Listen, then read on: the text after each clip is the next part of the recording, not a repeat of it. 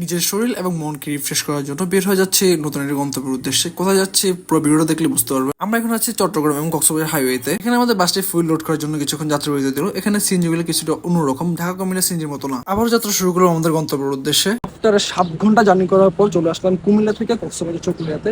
তো এখানে আসছি মূলত আমরা হচ্ছে পাহাড় দেখার জন্য। তো এখন বাজে হচ্ছে অলমোস্ট 4টা। আমরা এখানে নামছি 3টাতে। এখন এখানে অপেক্ষা করতেছি, কারণ হচ্ছে সেনাবাহিনী ক্যাম্প খুলবে হচ্ছে ফজরের পর, সেই জন্য আমরা এখন অপেক্ষা করতেছি। থ্যাংক ইউ রিসোর্ট মালিককে আমাদেরকে একটা সিএনজি বুক করে দেওয়ার জন্য। উনি হচ্ছে আমাদেরকে করছে যাতে কোনো ধরনের সমস্যা না পড়ে। তো আমার ব্লগটা দেখতে থাকুন, আশা করি আপনাদেরকে বেস্ট কিছু দেওয়ার ট্রাই করবো। Stay with us. ভোরবেলা হওয়ার কারণে সকল ধরনের দোকানপাট বন্ধ ছিল, বাট কিছু দোকানপাট খোলা ছিল। সেখানে আমরা কিছুক্ষণ বসে আড্ডা দিলাম, চাটা খেয়ে টাইম পাস করলাম। তো গাইস, আমাদের সাথে কে কে আসছে অবশ্যই আপনাদের দেখা উচিত। তো চলুন দেখা। আমাদের নেক্সট ডেস্টিনেশন হচ্ছে আতঙ্কের আরেক নাম লাতাঙ্গা। নাজমুল ভাই, তোমার ফিলিংসটা কিরকম? পাহাড়ে যাচ্ছ, একের মাইন্ড, তোমার ফিলিংসটা কিরকম? I am feeling so good. Good.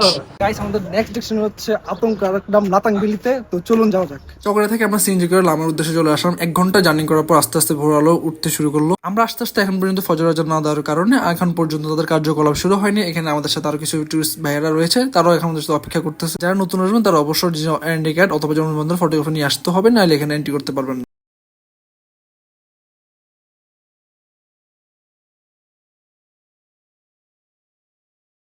Finally চলে আসলাম লাতাঙ্গা আরেক নাম লাতাঙ্গা বিলিতে।